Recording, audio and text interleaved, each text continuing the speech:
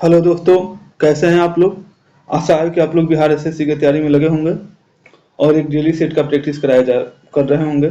हमारे भी चैनल पे बिहार एसएससी के रिलेटेड डेली एक वीडियो डाला जा रहा है, जो प्लेटफॉर्म के बुक से प्रैक्टिस कराया जा रहा है।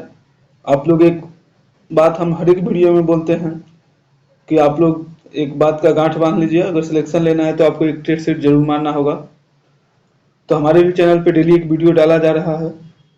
ये प्लेटफॉर्म के नए वाले बुक से वीडियो डाला जा रहा है। टेस्ट सीरीज 11 का डिस्कशन हम लोग करेंगे। इससे पहले हम लोग 10 टेस्ट सीरीज का डिस्कशन कर चुके हैं। इससे पहले हम लोग जो पुराने वाला बुक था उससे भी डिस्कशन किया है, जो हमारे चैनल पे डाला गया है। तो जो नहीं जा देखे हैं वो जाके देखिए और वीडियो को लाइक करिए, चैनल को सब्सक्राइब करिए और दोस्तों के बीच में शेयर करिए। आप लोग दूसरे को भी बताइए कि हमारे अगर वीडियो को डाला जा रहा है हमारे चैनल पे प्लेटफॉर्म से रिलेटेड, और आप लोग कम पढ़िए लेकिन एक टेस्ट सीरीज जरूर दीजिए। आपको अगर टाइम कम है, कहीं भी जा रहे हैं, तो आप एक टेस्ट सीरीज जरूर देखिए। इसी के लिए हमारे वीडियो पे और हर एक क्वेश्चन के साथ कुछ एक्स्ट्रा भी हम लोग बताते हैं, तो आप लोग उसको भी ध्यान में रखिए, क्योंकि वो कहीं ना कहीं फिर आपको अगला भी टेस्ट सीरीज में आएगा, आपको अगला भी एग्जाम में वैसा आ सकता है उससे रिलेटेड। तो इसलिए आप उस बात को भी ध्यान में रखिए और वीडियो को लाइक करिए, चैनल को सब्सक्राइब करिए और दोस्तों के बीच में शेयर करिए। चलिए आज हम लोग टेस्ट सीरीज 11 का डिस्कशन करते हैं। टेस्ट सीरीज 11 का हम लोग पहला क्वेश्चन का डिस्कशन करते हैं।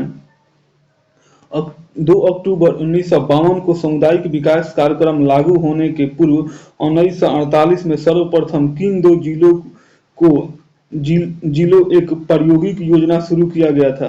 तो किन दो जिलों को एक प्रायोगिक योजना शुरू किया गया था, तो ये इटवा और गोरखपुर को, इटवा और गोरखपुर में यह प्रायोगिक योजना क्या किया गया था, शुरू किया गया था। अच्छा, राष्ट्रीय प्रसार सेवा कब से प्रारंभ किया गया था। तो राष्ट्रीय जो प्रसार सेवा है, वो राष्ट्रीय प्रसार सेवा वो कितना से लागू हुआ था, तो 2 अक्टूबर 1953 को लागू हुआ था। 2 अक्टूबर 1953 से राष्ट्रीय प्रसार सेवा लागू हुआ था। ये राष्ट्रीय विकास जो कार्यक्रम था, यह एक ऐसी योजना थी जिसके द्वारा क्या था, निजी संसाधनों को खोज करके ग्रामीण समाज के सामाजिक एवं आर्थिक जीवन में परिवर्तन लाया जा सके। नेक्स्ट क्वेश्चन हम लोग देखते हैं, क्वेश्चन नंबर 2। जनगणना 2011 के अनुसार बिहार में लिंगानुपात है। 2011 की जनगणना के अनुसार बिहार में लिंगानुपात कितना है, 918 है। अच्छा, भारत का लिंगानुपात पूछे तो भारत का लिंगानुपात कितना है, तो भारत का लिंगानुपात है 943 है। अगर बिहार में शिशु लिंगानुपात कितना है, तो बिहार में जो शिशु लिंगानुपात है वो 935 है चाइल्ड का। और बिहार में अगर सर्वाधिक लिंगानुपात पूछे किस जिला में है, तो गोपालगंज जिला में है। और सबसे लिंगानुपात किस जिला में है, तो मुंगेर में है। मुंगेर में 786 है और गोपालगंज में कितना है, तो 1021 है। नेक्स्ट क्वेश्चन हम लोग देखते हैं, क्वेश्चन नंबर 3। संस्कृति और शिक्षा का मौलिक अधिकार वर्णित है। संस्कृति और शिक्षा का जो मौलिक अधिकार है ये कितना में वर्णित है, तो ये मौलिक अधिकार 29 और 30 में वर्णित है। Option number D. भारतीय संविधान के भाग 3 में मौलिक अधिकार के दिया, पिछले वाला भी वीडियो में आया था, तो भाग 3 में क्या है, मौलिक अधिकारों के बारे में दिया है। कहां से कहां तक दिया है, तो अनुच्छेद 12 से 35 तक मौलिक अधिकारों के बारे में दिया हुआ है। मौलिक अधिकार कहां से लिया गया है, तो मौलिक अधिकार अमेरिका के संविधान से लिया गया है। नेक्स्ट क्वेश्चन हम लोग देखते हैं, क्वेश्चन नंबर 4। कमला की सहायक नदियां हैं। कमला की सहायक नदियां कौन कौन सी है, तो सोन है, ढोरी है और बलवा है। उपयुक्त सभी कमला की क्या है, सहायक नदियां है। अच्छा, गंडक नदी का उद्गम स्थल कहाँ है, तो गंडक नदी का उद्गम स्थल अगर पूछे तो नेपाल है। नेपाल किसका उद्गम स्थल है, तो गंडक नदी का है। और गंडक नदी जो है पटना के समीप गंगा नदी में आकर मिल जाती है। नेक्स्ट क्वेश्चन हम लोग देखते हैं, क्वेश्चन नंबर 5। निम्नलिखित में से कौन एक सूखा क्षेत्र है, तो सूखा क्षेत्र कौन सा है, तो रॉयल सीमा क्या है, एक सूखा क्षेत्र। Option number C. Rayalaseema क्षेत्र आंध्र प्रदेश के दक्षिण में स्थित है। और सूखा क्षेत्र किसे कहते हैं, तो भारतीय मौसम विभाग के अनुसार जहां 50 सेंटीमीटर से क्या हो, कम बारिश हो वहां उसको क्या कहा जाता है, सूखाग्रस्त क्षेत्र कहा जाता है। नेक्स्ट क्वेश्चन हम लोग देखते हैं, तो भारत में सबसे कम बारिश कहाँ होता है, तो लेख में होता है। और बिहार में अगर पूछे कि सर्वाधिक वर्षा कहाँ होता है, तो किशनगंज में होता है। और सबसे कम वर्षा कहाँ होता है, तो औरंगाबाद में होता है। बिहार का अगर पूछे सबसे गर्म जिला कौन सा है, तो सबसे गर्म जिला गया है। नेक्स्ट क्वेश्चन हम लोग देखते हैं, क्वेश्चन नंबर 6, आर्थिक उदारीकरण का जनक किसे कहा जाता है? तो आर्थिक उदारीकरण का जनक डॉक्टर मनमोहन सिंह को कहा जाता है, ऑप्शन नंबर बी। उदारीकरण का अर्थ है सेवा सेवा और वस्तुओं के उत्पादन और विस्तार में विभिन्न प्रकार के बंधनों को कम करना या मुक्त करना। नेक्स्ट क्वेश्चन हम लोग देखते हैं, क्वेश्चन नंबर 7, भारत एवं पाकिस्तान के विभाजन किस योजना के तहत हुआ था? तो भारत और पाकिस्तान के योजना जो विभाजन हुआ था माउंटबेटन योजना के तहत हुआ था, ऑप्शन नंबर ए। माउंटबेटन क्या था? यह भारत का अंतिम वैसराज था। भारत का क्या था? ये अंतिम वैसराज था और स्वतंत्र भारत का प्रथम गवर्नर जनरल था। स्वतंत्र भारत का क्या था? प्रथम गवर्नर जनरल था। भारत विभाजन किस आधार पर हुआ था? तो भारत का विभाजन हुआ था धर्म के आधार पर हुआ था। क्रिप्स मिशन कब आया था? तो 1942 में आया था। किसके नेतृत्व में आया था क्रिप्स मिशन? तो स्टैफोर्ड क्रिप्स के नेतृत्व में आया था। किसके नेतृत्व में आया था? तो क्रिप्स जो मिशन है, क्रिप्स मिशन स्टैफोर्ड क्रिप्स के नेतृत्व में आया था। नेक्स्ट क्वेश्चन हम लोग देखते हैं, क्वेश्चन नंबर 8, अफीम पौधे के किस भाग से बनाई जाती है? तो अफीम जो है ये पौधे के फूल से बनाई जाती है, ऑप्शन नंबर डी। साइकस के तनों में मर्द निकालकर खाने वाला साबूदाना बनाया जाता है। चीड़ के पेड़ से तरबीन का, चीड़ के जो पेड़ होता है ना, चीड़ के पेड़ से क्या निकाला, चीड़ के जो पेड़ से है वही तरपीन का तेल निकाला जाता है। तरपीन का तेल बहुत पूछा जाता है, किससे निकाला जाता है? तो चीड़ के पेड़ से निकाला जाता है। नेक्स्ट क्वेश्चन हम लोग देखते हैं, क्वेश्चन नंबर 9, भूकंप होने से क्या होता है? तो भूकंप होने से क्या आता है? दरार आता है, ऑप्शन नंबर बी। अच्छा, भूकंप क्या है? भूकंप जो होता है वो प्लेट विवर्तनी क्रिया द्वारा होता है। भूकंप जो रिएक्टर, भूकंप को किसमें माना जाता है? तो रिएक्टर पैमाने पे मापा जाता है और रिएक्टर भूकंप में 9 डिग्री सेल्सियस है और प्रत्येक सेल्सियस का जो प्रत्येक स्केल का जो तीव्रता है वो कितना गुना है? तो 10 गुना है। मैंने अगर रिएक्टर पैमाने पर अगर 5 स्केल बता रहा है तो इसका अगर अगला जो होगा 6 से क्या होगा? उससे 10 गुना ज्यादा होगा। नेक्स्ट क्वेश्चन हम लोग देखते हैं, क्वेश्चन नंबर 10, दोस्त मोहम्मद खान के खिलाफ 1938 में हुई त्रिपक्षीय संधि पर किस किस ने हस्ताक्षर किया था? तो लॉर्ड ऑकलैंड, महाराज रणजीत सिंह और शाह शुजा ने किया था, ऑप्शन नंबर डी। दोस्त मोहम्मद खान जो था क्या अफगानिस्तान के शासक और बरकराय वंश का संस्थापक था। नेक्स्ट क्वेश्चन हम लोग देखते हैं, क्वेश्चन नंबर 11, मठ, चैत और सपूत किस धर्म से संबंधित है? तो ये बौद्ध धर्म से संबंधित है। पिछले वाला वीडियो में आया था, जो मठ है वो कहाँ है? बौद्ध भिक्षुक रहते हैं, उसे क्या कहते हैं? बौद्ध भिक्षुक रहते हैं। बौद्ध भिक्षुक यहाँ रहते हैं मठ में। और चैत में क्या होता है? तो चैत में बौद्ध धर्म का पूजा गृह को क्या कहा जाता है? पूजा गृह जहाँ होता है उसे हम लोग क्या कहते हैं? चैत करते हैं। और राजपूत में क्या होता है? तो इनकी मृत्यु से संबंधित है, मृत्यु से संबंधित अवशेष है यहाँ पे। नेक्स्ट क्वेश्चन हम लोग देखते हैं, क्वेश्चन नंबर 12, गौतम बुद्ध द्वारा भिक्षुणी संघ की स्थापना कहाँ की गई थी? तो गौतम बुद्ध द्वारा भिक्षुणी संघ की स्थापना वैशाली में की गई थी। तो वैशाली की जो नगर वधु थी, वैशाली की नगर वधु कौन थी? तो अमरपाली थी। कौन थी? अमरपाली थी, ने बौद्ध धर्म को अपनाया था। अच्छा, बौद्ध धर्म में संघ को, लोकतांत्रिक पद्धति को अपनाया गया था। महादेव पूछा जाता है गौतम बुद्ध अपना प्रथम उपदेश कहाँ दिए थे? तो अपना प्रथम उपदेश कहाँ दिए थे? तो सारनाथ में दिए थे। नेक्स्ट क्वेश्चन हम लोग देखते हैं, क्वेश्चन नंबर 13, मुद्रा के सापेक्ष गलत है। मुद्रा के सापेक्ष क्या गलत है? तो यह क्रय विक्रय की शक्ति है, यह साख सृजन करता है, यह मुद्रास्फीति को रोकता है, ऑप्शन नंबर सी। ये क्या है? इसमें गलत है। मुद्रा का अधिक प्रचलन से मुद्रास्फीति होती है और मुद्रास्फीति की स्थिति में कमजोर वर्गों क्या होता है? काफी कठिनाई होता है। और मुद्रा का अवमूलन का अर्थ होता है कि जानबूझकर अन्य देशों की तुलना में मूल्य का कम करना। ये भी क्वेश्चन पूछे थे कि मुद्रा के अवमूलन से आयात को क्या किया जाता है? कम किया जाता है और निर्यात को क्या किया जाता है? बढ़ाया जाता है। इससे क्या होती है कि जनता की जो क्रय शक्ति होती है उसमें क्या होता है? वृद्धि होता है। नेक्स्ट क्वेश्चन हम लोग देखते हैं, क्वेश्चन नंबर 14, एलिसा परीक्षण किसे पता लगाने के लिए किया जाता है? तो एलिसा का जो परीक्षण है वो एड्स का पता लगाने के लिए किया जाता है, ऑप्शन नंबर बी। एलिसा जो है ये किससे होता है, तो HIV वायरस के द्वारा होता है। ये HIV वायरस से किसका पता लगा, HIV वायरस को जांच करने से पता लगाया जाता है। और एक इसमें पूछा जाता है वेस्टर्न ब्लास्ट टेस्ट, ये क्या है, HIV संक्रमण की खास जांच है जो पॉजिटिव होने पर बताता है कि व्यक्ति क्या है, HIV ग्रसित है। नेक्स्ट क्वेश्चन हम लोग देखते हैं, क्वेश्चन नंबर 15। भारत में पंचायती राज व्यवस्था का शिल्पी किसे कहा जाता है, तो भारत में पंचायती राज व्यवस्था का शिल्पीकार किसे कहा जाता है, तो BR मेहता को। बलवंत राय मेहता समिति को हम लोग जानते हैं, इसे क्या कहते हैं, ऑप्शन नंबर सी में दिया हुआ है। बलवंत राय मेहता समिति अपनी रिपोर्ट सरकार को कब सौंपी थी, तो अपने सरकार को जो रिपोर्ट सौंपी थी वो 24 नवंबर 1957 को अपनी रिपोर्ट सौंपी थी।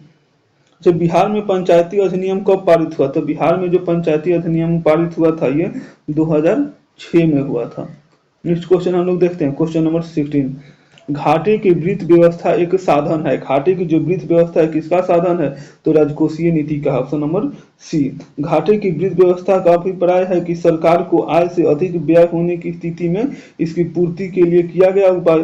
घाटे की वृत्त व्यवस्था को हिनिहार्थ प्रबंधन भी करते हैं। घाटे की जो वृत्त व्यवस्था उसे क्या कहते हैं, हिनार्थ प्रबंधन भी कहते हैं।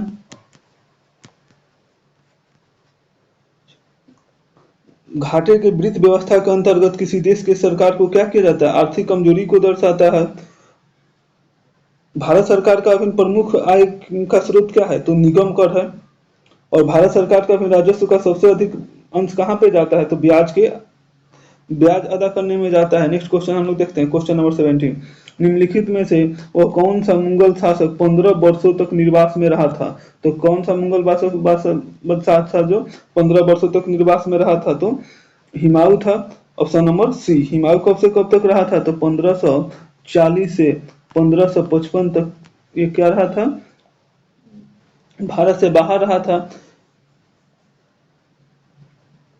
हुमायूं 1539 में चौसा का युद्ध और 1540 में जो बिलग्राम का युद्ध हुआ था या कनौज का युद्ध हुआ था, इसमें शेरशाह सूरी से पराजित होकर ये क्या चला गया था, भारत से बाहर ईरान चला गया था।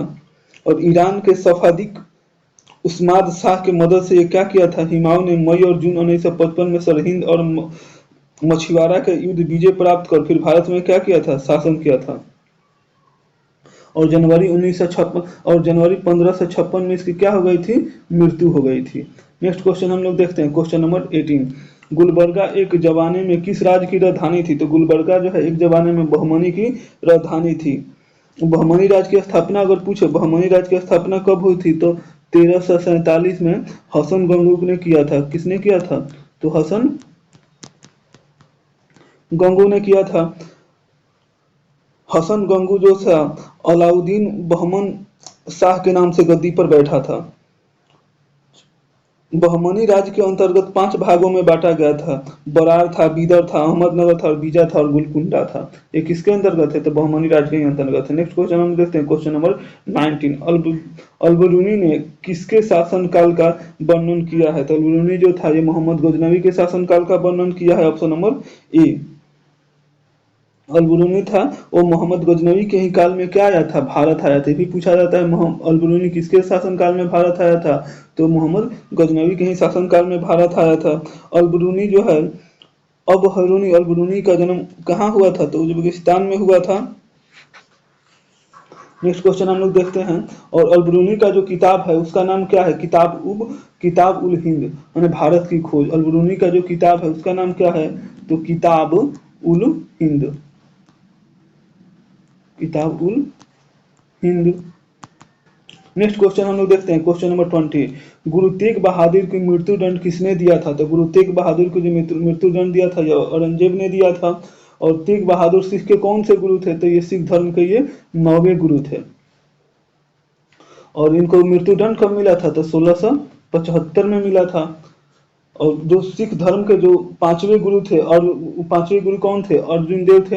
अर्जुन देव को किसने मृत्यु दंड दिया था, तो जहांगीर ने दिया था। कोई भी क्वेश्चन पूछा जाता है कब दिया था, तो 1606 ईस्वी में दिया था। कौन दिया था, तो जहांगीर दिया था।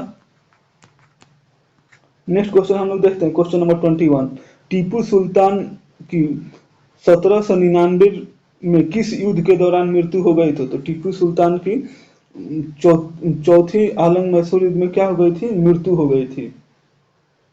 और ये क्या हुआ था? श्रीरंगपट्टनम में लड़ते हुए इसकी मृत्यु हो गई थी। कब हुआ था? तो 4 मई 1799 को श्रीरंगपट्टनम में इसका क्या हो गया था? रंगपट्टनम में इसका क्या हो गया था? तो मृत्यु हो गया था।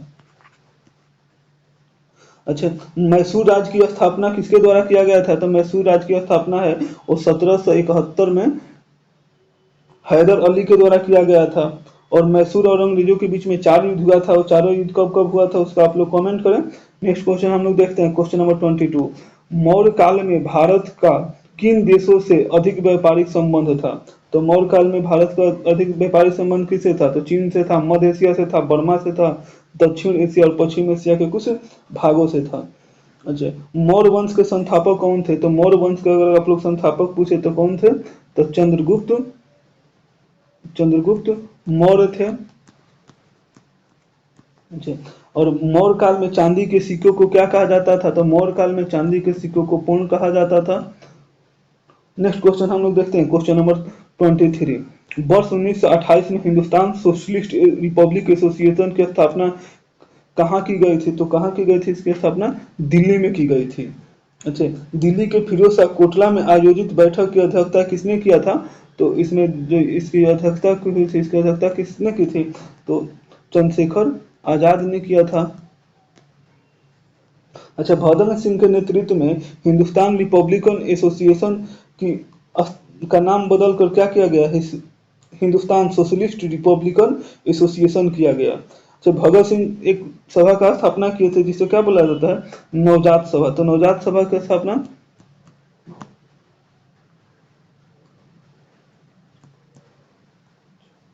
नौजवान नौजवान संस्था की स्थापना इन्होंने कब किया था? तो इनकी स्थापना की थी 1926 में। नेक्स्ट क्वेश्चन हम लोग देखते हैं, क्वेश्चन नंबर 24। निम्नलिखित में से किस महासागर को का सबसे गहरा बिंदु जावा गर्त है? तो किस महासागर का सबसे गहरा बिंदु जावा गर्त है? तो हिंद महासागर का है। अच्छा, जावा गर्त को सुंडा गर्त के नाम से भी जाना जाता है। जावा गर्त का दूसरा नाम क्या है? तो सुंडा गर्त भी है। नेक्स्ट क्वेश्चन हम लोग देखते हैं, क्वेश्चन नंबर 25। महात्मा गांधी ने सर्वोदय की मान्यता किस पुस्तक से ग्रहण की थी? तो महात्मा गांधी ने सर्वोदय की जो पुस्तक ये है ऑन टू द लास्ट से ग्रहण की थी। सर्वोदय की मान्यता कहाँ से ग्रहण की थी? तो ऑन टू द लास्ट किसे की थी? ऑन टू द लास्ट पुस्तक के लेखक कौन है? तो इसके लेखक हैं जॉन रिकन्स।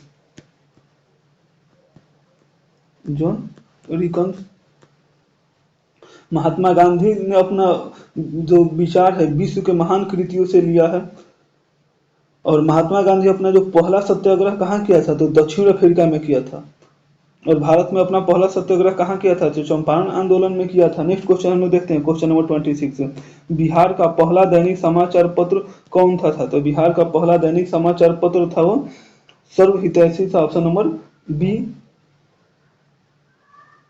और सर्वहितैषी का जो प्रकाश समाचार पत्र कब से प्रकाशित होता था? तो 1980 से। कहाँ से पढ़ता था? तो पटना से होता था। अब बिहार हेराल्ड जो है ये क्या है? गुरु सेन, ये कल वाला में बताए थे कि ये गुरु प्रसाद सेन के द्वारा 1975 ईस्वी से निकालना शुरू हुआ था। नेक्स्ट क्वेश्चन हम लोग देखते हैं, क्वेश्चन नंबर 27 नंबर क्वेश्चन क्या है? सूची 1 को सूची 2 से मिलान करना है। मेरे शरीर पर पड़ी एक एक लाठी ब्रिटिश सरकार की कफन की कील साबित होगी। किसने बोला था? तो लाला लाजपत राय ने बोला था। ऑप्शन नंबर इसमें 3 होगा। हम घुटने टेक कर रोटी मांग रहे थे किंतु उत्तर में हमें पत्थर मिला। कौन बोला था? तो महात्मा गांधी बोला था। Option number 20। सतत जागरूकता ही स्वाधीनता का मूल है। किसके द्वारा बोला गया था? तो जवाहरलाल नेहरू के द्वारा बोला गया था। Option number 4। इनकलाब जिंदाबाद किसने बोला था? तो भगत सिंह ने बोला था। Option number A. तो देखिए ए का 3 नंबर, 2 का बी का 2 नंबर और 4 का। तो ऑप्शन नंबर कितना हो जाएगा? Option number B. Next question हम लोग देखते हैं, क्वेश्चन नंबर 28। 1940 में व्यक्तिगत सविनय अवज्ञा आंदोलन के दूसरे सत्याग्रही किसे चुना गया था? तो दूसरे सत्याग्रही कौन थे? जवाहरलाल नेहरू थे। तो प्रथम सत्याग्रही कौन थे? तो प्रथम सत्याग्रही जो थे विनोबा भावे थे। आचार्य विनोबा भावे क्या थे? प्रथम सत्याग्रही थे। ये प्रथम थे। अच्छा, तीसरे सत्याग्रही अगर पूछे तो कौन थे? तो ब्रह्मादत्त थे। ब्रह्मादत्त क्या थे? तीसरे सत्याग्रही थे। और व्यक्तिगत ये 1940 में ही हुआ था। चलिए नेक्स्ट क्वेश्चन हम देखते हैं, क्वेश्चन नंबर 29। लोकमान्य तिलक किस विचारधारा के पोषक थे? तो लोकमान्य जो तिलक थे ये उग्रवादी धारा के विचार पोषक थे। ये उग्र विचारधारा के प्रभाव से ऑप्शन नंबर बी। जानते हैं हम लोग लाला लाजपत राय, बिपिन चंद्र पाल और बाल गंगाधर तिलक ये किससे थे? तो ये उग्र विचारधारा के नेता थे। अच्छा, जो हम लोग जानते हैं कि भारतीय स्वतंत्रता संग्राम में ये 3 भागों में विभाजित था। जो समय कांग्रेस का उग्रवादी जो था, उदारवादी कब से कब तक माना जाता है? तो 1885 से 19 तक 5 से क्या माना जाता है? उदारवादी माना जाता है। उग्रवादी कब से कब का काल माना जाता है? तो 1905 से 1919 तक। और गांधी युग कब माना जाता है? तो 1919 से 1947 तक। नेक्स्ट क्वेश्चन हम लोग देखते हैं, क्वेश्चन नंबर 31। 30 नंबर क्वेश्चन है, भारत के उत्तरी मैदान पूरी तरह से 30 नंबर क्वेश्चन है। 30 नंबर क्वेश्चन, 1923 में चित्तरंजन दास और पंडित जवाहरलाल नेहरू ने जिस स्वराज दल की निर्माण किया उसका मुख्य कार्यक्रम क्या था? तो उसका मुख्य कार्यक्रम था चुनाव जीतकर विधानमंडल में जाकर सरकार का विरोध करना, ऑप्शन नंबर डी। अच्छा, स्वराज पार्टी की स्थापना कब हुआ था? तो स्वराज पार्टी की स्थापना कब हुई थी? 1923 में हुआ था। स्वराज पार्टी जो था ये 1925 में केंद्रीय विधानमंडल में विठल भाई पटेल को स्पीकर बनाने में क्या किया था? सफलता प्राप्त किया था। नेक्स्ट क्वेश्चन हम लोग देखते हैं, क्वेश्चन नंबर 31। भारत के उत्तरी मैदान पूरी तरह से किस मिट्टी से निर्मित है? तो ये जलोढ़ मिट्टी से निर्मित है, ऑप्शन नंबर बी। जलोढ़ मिट्टी में क्या होता है? पोटेशियम जो होता है सर्वाधिक मात्रा में होता है, एवं चूने क्या होता है? पर्याप्त मात्रा में पाया जाता है, जबकि फास्फोरस और नाइट्रोजन तथा ह्यूमस की क्या रहती है? कमी रहती है। अतः यमुना, सतलज यमुना का जो मैदान है पंजाब हरियाणा और उत्तर गंगा के मैदान में पुरानी क्या कह जाती है? जलोढ़ मिट्टी पाई जाती है। नेक्स्ट क्वेश्चन हम लोग देखते हैं, क्वेश्चन नंबर 32। सर्वोच्च न्यायालय को संविधान के किस अनुच्छेद के अंतर्गत मूल अधिकारों की रक्षा के लिए रीट जारी करने का अधिकार है? तो किसके अंतर्गत है? अनुच्छेद 32 के अंतर्गत है। अनुच्छेद 32 को भीमराव अम्बेडकर ने क्या कहा था? तो संविधान का हृदय और आत्मा कहा था। संविधान का हृदय और आत्मा किसे कहा था? तो ये अनुच्छेद 32 को कहा था। अनुच्छेद 32 के अंतर्गत क्या है? मौलिक अधिकारों के हनन होने पर उच्च न्यायालय 5 प्रकार की रीट जारी करता है। मौलिक अधिकार को संविधान में कहां से कहां तक दिया है? पहले भी इस वीडियो में बनाए थे। तो अनुच्छेद 12 से 35 तक दिया गया है, भाग 3 में दिया गया है। नेक्स्ट क्वेश्चन है, क्वेश्चन नंबर 33। अध्यादेश जारी करने का अधिकार राष्ट्रपति का कौन सा अधिकार है? तो अध्यादेश जारी करने का अधिकार राष्ट्रपति का विधायी अधिकार है। संविधान के अनुच्छेद 123 में, अनुच्छेद कितना में कहा गया है? तो अनुच्छेद 123 में, अनुच्छेद 123 के अधीन राष्ट्रपति क्या है? अध्यादेश जारी करता है। अध्यादेश उसी समय राष्ट्रपति जारी कर सकता है जब क्या हो? संसद का जो सत्र नहीं चल रहा हो, और संसद सत्र शुरू होने से 6 सप्ताह के अंदर अध्यादेश को क्या होना चाहिए? अनुमोदन अनिवार्य है। अच्छा, राज्यपाल कितना के तहत अध्यादेश जारी करता है? तो राज्यपाल है अनुच्छेद 213 के तहत क्या करता है? अध्यादेश जारी करता है। नेक्स्ट क्वेश्चन हम लोग देखते हैं, क्वेश्चन नंबर 34। राज्यसभा को लोकसभा की तुलना में कुछ मामलों में अधिकार है, कुछ मामलों में कम अधिकार है। इस संबंध में निम्नलिखित कौन सा क्वेश्चन सही नहीं है? तो इसमें कौन सा कथन सही नहीं? संविधान संशोधन संबंधी प्रस्ताव लोकसभा में रखा जाएगा और वह स्वीकार नहीं होने पर राज्यसभा में रखा जाएगा, यही क्या है? गलत है। यह संविधान संशोधन जो संबंधी प्रस्ताव है लोकसभा में रखा जाएगा और वह स्वीकार होने पर ही राज्यसभा में रखा जाएगा। ये मतलब स्वीकार नहीं होने पर रखा जाएगा, क्या है? गलत है। नेक्स्ट, राज्यसभा को लोकसभा के बराबर का अधिकार संविधान संशोधन विधेयक से संबंधित है। अच्छा, धन विधेयक एवं संविधान संशोधन विधेयक पर संयुक्त अधिवेशन नहीं बुलाया जा सकता है। और राज्यसभा के 12 सदस्यों को राष्ट्रपति क्या करता है, 12 सदस्य को राष्ट्रपति क्या करता है, मनोनीत करता है। नेक्स्ट क्वेश्चन हम लोग देखते हैं, क्वेश्चन नंबर 35। राज्य के राज्यपाल की क्या स्थिति होती है? तो राज्य के राज्यपाल की स्थिति, वह राज्य के कार्यकारिणी का क्या, राज्यकारिणी का अध्यक्ष होता है। राज्यपाल क्या है, राज्य का संवैधानिक प्रमुख है और राज्यपाल की नियुक्ति राष्ट्रपति द्वारा होती है। ये किसमें बोला गया है? तो अनुच्छेद 155 के तहत राष्ट्रपति क्या करता है, राज्यपाल की नियुक्ति करता है। और राज्यपाल जो है अनुच्छेद 164 के तहत 164 के तहत मुख्यमंत्री की नियुक्ति करता है। और राज्यपाल मुख्यमंत्री की सिफारिश पे ही क्या करता है, अन्य मंत्रियों की नियुक्ति करता है। नेक्स्ट क्वेश्चन हम लोग देखते हैं, क्वेश्चन नंबर 36।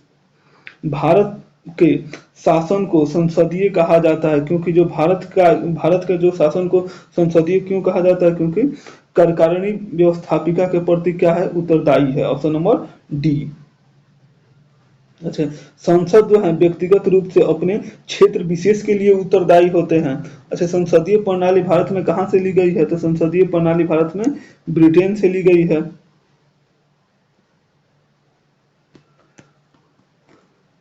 नेक्स्ट क्वेश्चन हम लोग देखते हैं, क्वेश्चन नंबर 37। निम्नलिखित में से कौन से प्रकार के प्राधिकार भारत के राष्ट्रपति के पास है? तो कौन से प्रकार का अधिकार भारत के राष्ट्रपति के पास है? तो औपचारिक और कानूनी और संवैधानिक और एक नाम मात्र। ऑप्शन नंबर, तो इसका कौन है, 2 और 4, ऑप्शन नंबर 4 हो जाएगा। संसदीय प्रणाली में संवैधानिक प्रमुख नाम मात्र के अध्यक्ष होते हैं और वास्तविक शक्ति किसके पास होती है? प्रधानमंत्री एवं उनके मंत्री परिषद में होती है। भारत में क्या है, संविधान की सर्वोच्चता है।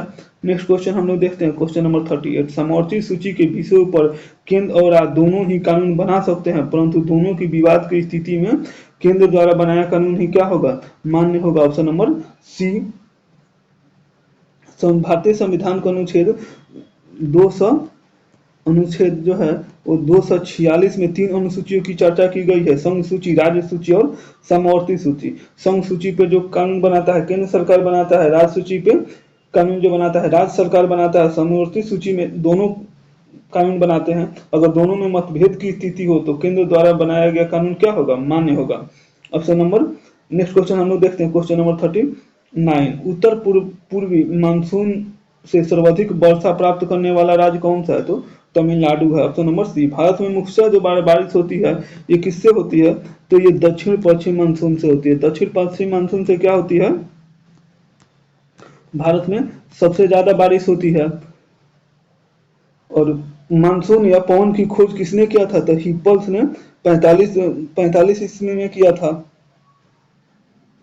भारत में जो मानसून है ये 2 प्रकार से प्रवेश करती है, एक तो केरल के तट से करती है और एक पश्चिम बंगाल से करती है।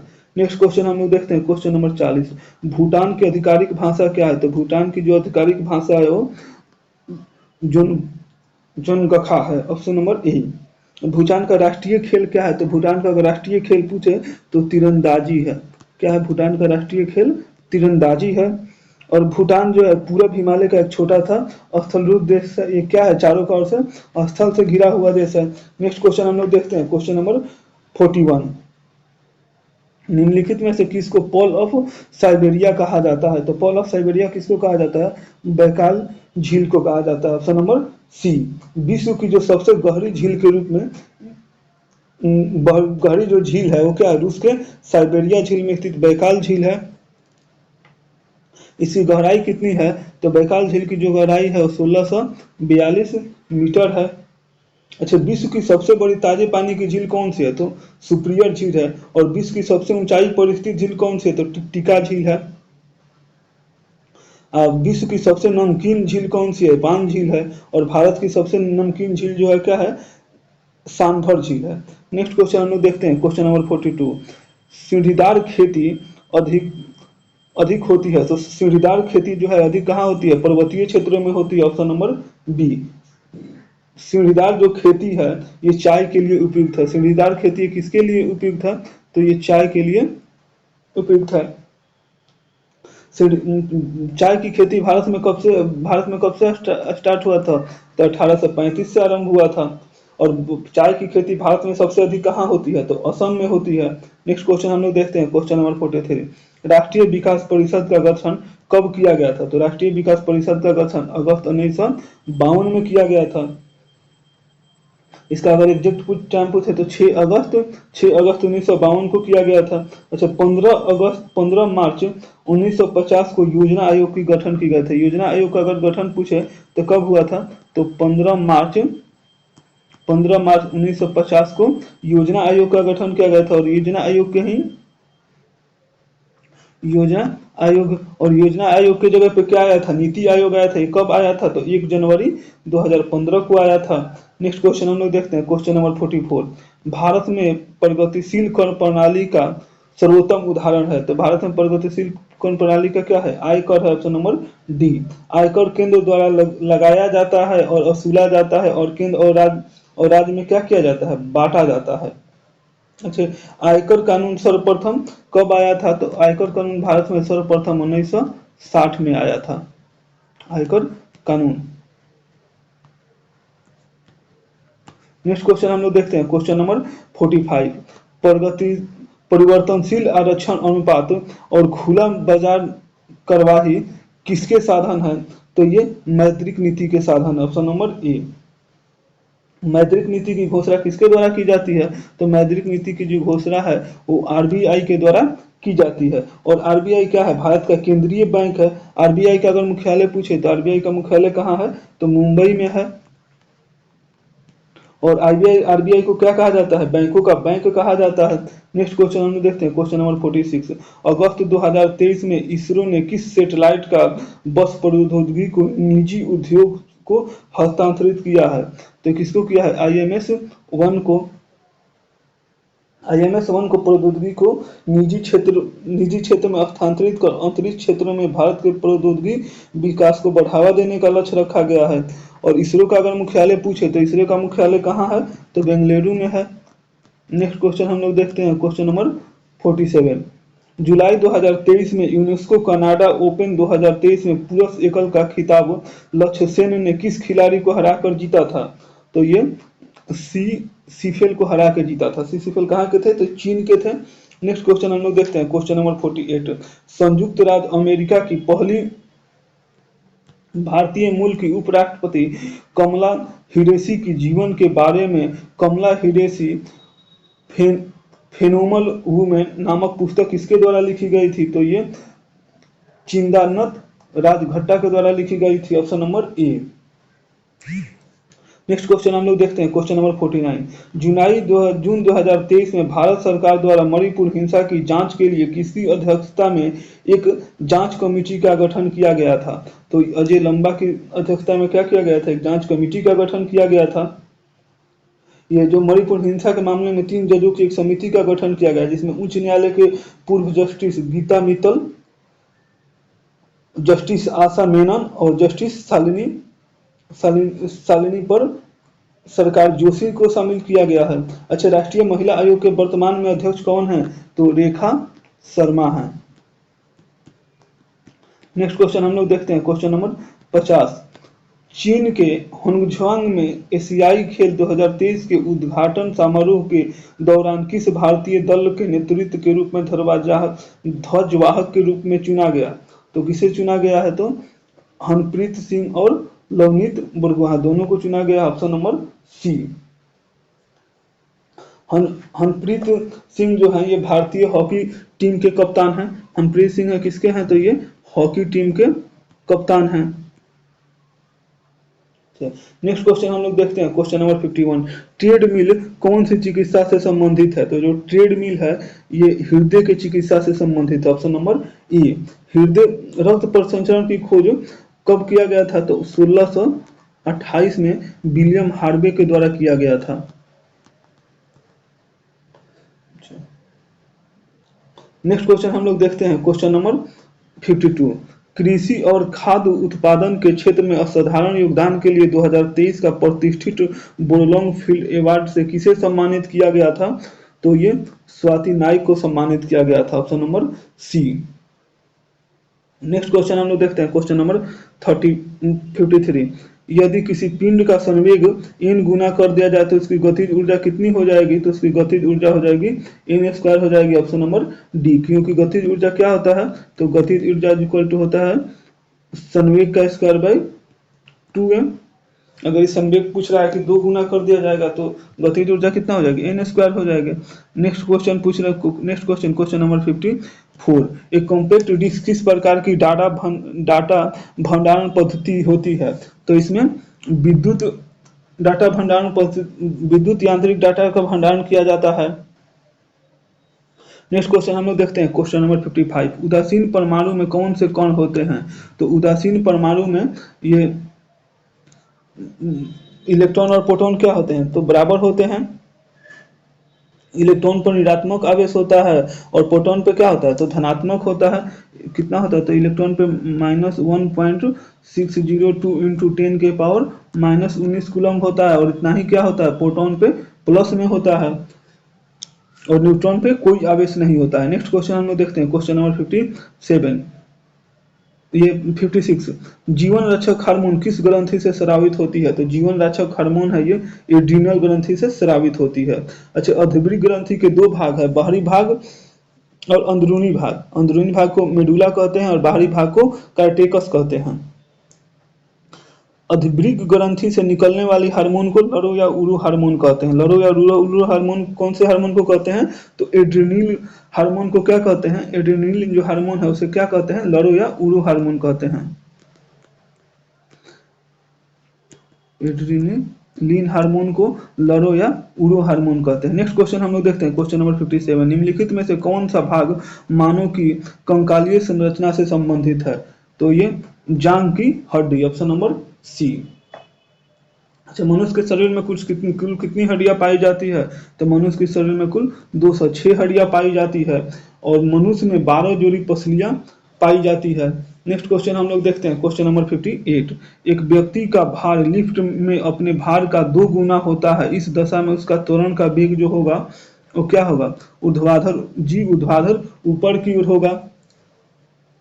अगर जानते हैं हम लोग क्या कि त्वरण, अगर त्वरित गति से, अगर जो कोई लिफ्ट जो है त्वरित गति से, अगर ये लिफ्ट है, इसमें अगर कोई आदमी खड़ा है, अगर लिफ्ट अगर त्वरित गति से ऊपर जाएगा तो इसको क्या होगा, लिफ्ट में अधिक लिफ्ट भारी अनुभव होगा, और त्वरित गति से अगर नीचे आएगा तो लिफ्ट में हल्का अनुभव होगा, और रस्सी का टूट जाएगा तो इसमें क्या होगा, भारहीनता का अनुभव होगा, और एक समान वेग से ऊपर या नीचे जाने पर भार में कोई परिवर्तन अनुभव नहीं होगा। नेक्स्ट क्वेश्चन हम लोग देखते हैं, क्वेश्चन नंबर 59, मानव शरीर विज्ञान के संदर्भ में निम्नलिखित में से कौन सा लोब मुख्य रूप से दृश्य सूचना से संबंधित है, तो occipital lobe, option number B.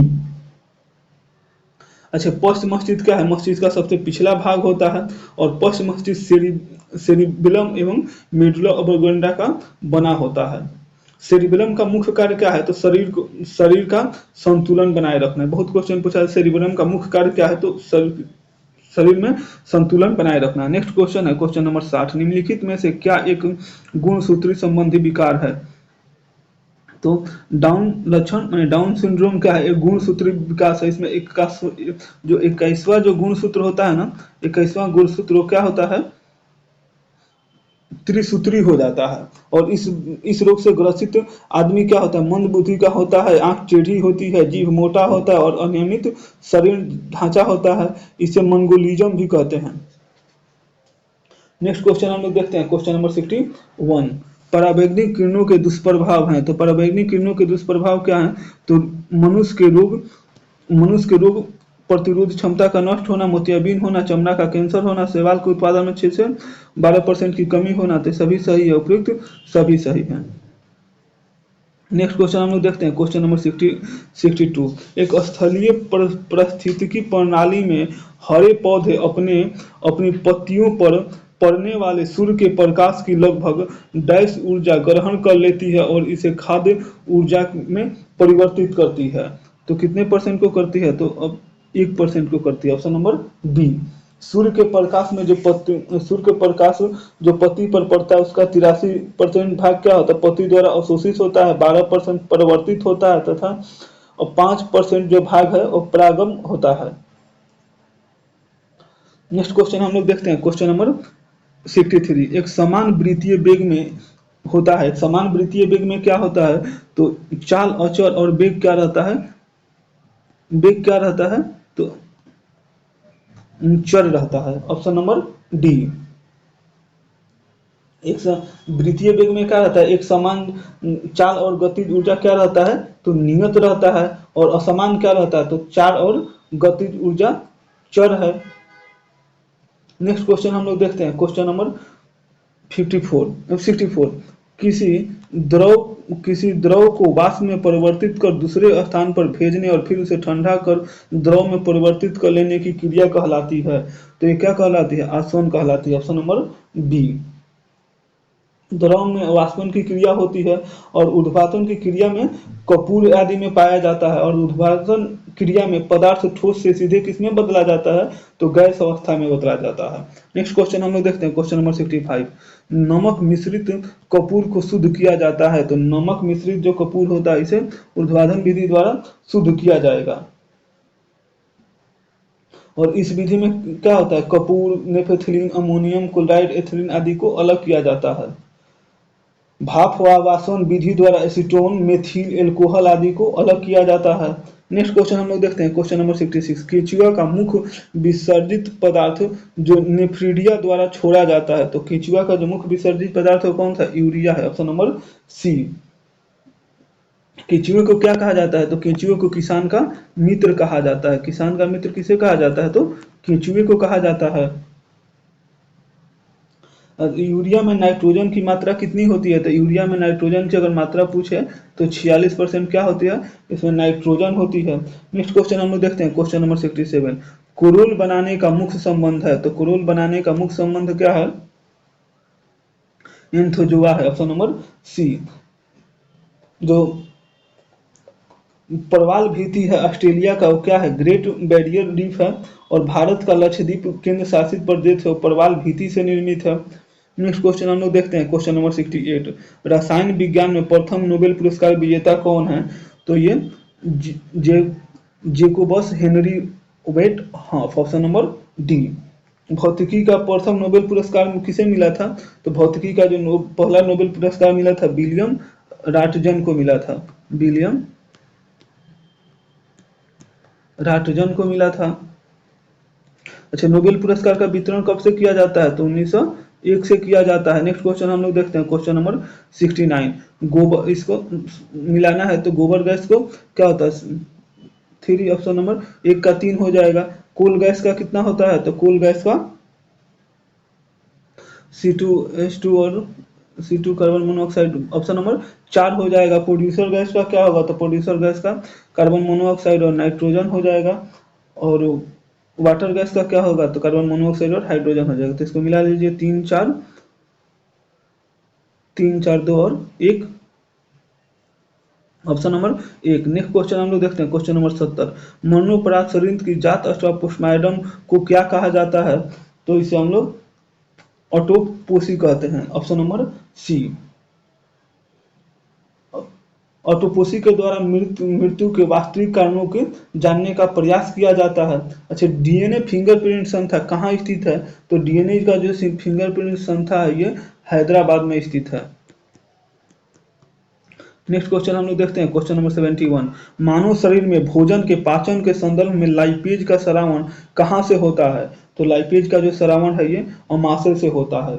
अच्छा, यकृत शरीर की सबसे छोटी ग्रंथि है। यकृत जो है ये क्या है, ये शरीर की सबसे, अगर छोटी ग्रंथि पूछे कौन सी है, तो शरीर की सबसे छोटी ग्रंथि यकृत है। अच्छा, भोजन भोजन छोटी आंत में मुख्यतः पचित होता है, और यकृत पित्त को क्या करता है, स्रावित करता है। नेक्स्ट क्वेश्चन हम लोग देखते हैं, क्वेश्चन नंबर 72। सूर्य की हानिकारक किरणों से आंखों की रक्षा के लिए धूप के चश्मे का प्रयुक्त कांच में किसका मिश्रण होता है, तो ये कांच में फेरस ऑक्साइड का मिश्रण होता है। Option number C. फोटोग्राफी में सिल्वर ब्रोमाइड का प्रयोग किया जाता है। फोटोग्राफी में किसका प्रयोग किया जाता है, तो सिल्वर ब्रोमाइड का प्रयोग किया जाता है। नेक्स्ट क्वेश्चन हम लोग देखते हैं, क्वेश्चन नंबर 73। पालोमन जीन के सिद्धांत के प्रतिपादक थे, तो पालोमान जीन के सिद्धांत के प्रतिपादक कौन थे, तो बार्बर मैकनिल्टो थे, option number C. Next question हम लोग देखते हैं, क्वेश्चन नंबर 74। मक्खन एक कोलाइड है, मक्खन क्या है, कोलाइड है, जिसमें क्या होता है, वाष्प में जल प्रक्षिप्त होते हैं, ऑप्शन नंबर बी। अच्छे, इसमें हम लोग जानते हैं कि क्या है, कोलाइड एक रासायनिक मिश्रण होता है जिसमें एक वस्तु दूसरी वस्तु में समान रूप से प्रक्षेपित होता है। नेक्स्ट क्वेश्चन हम लोग, और 75 नंबर जो क्वेश्चन है ये आज का लास्ट क्वेश्चन है, आदर्श गैसों के इलेक्ट्रॉनिक विनाश क्या होते हैं, तो आदर्श गैस के इलेक्ट्रॉनिक विनाश के में कितना होंगे, लास्ट में इलेक्ट्रॉनों की, बाह्यतम सेल में इलेक्ट्रॉनों की संख्या कितनी होगी, 2 या 8 होगी। तो 2 या 8 किस में है, तो ये ऑप्शन नंबर ए में है। बाह्यतम कक्षा में कितना है, तो 8 है। इससे हम लोग का क्या होता है, ये 75 क्वेश्चन के श्रृंखला यहीं पे समाप्त होता है। जो वीडियो का अच्छा लगे तो आप लोग लाइक करिए, सब्सक्राइब करिए, चैनल को सब्सक्राइब करिए और दोस्तों के बीच में शेयर करिए। और आप लोग अगर किस बुक से चाहते हैं वीडियो बनाने के लिए उसका भी कमेंट करिए, या अगर आप लोग किसी साइंस के विषय पे स्पेशल चाहते हैं या फिर किसी आर्ट्स के विषय पे स्पेशल चाहते हैं तो उसका भी कमेंट करें। आप लोग को कमेंट को पढ़ा जाता है और उसको ध्यान में रखते हुए वीडियो बनाया जाएगा। चलो, thank you for watching video, please like and subscribe.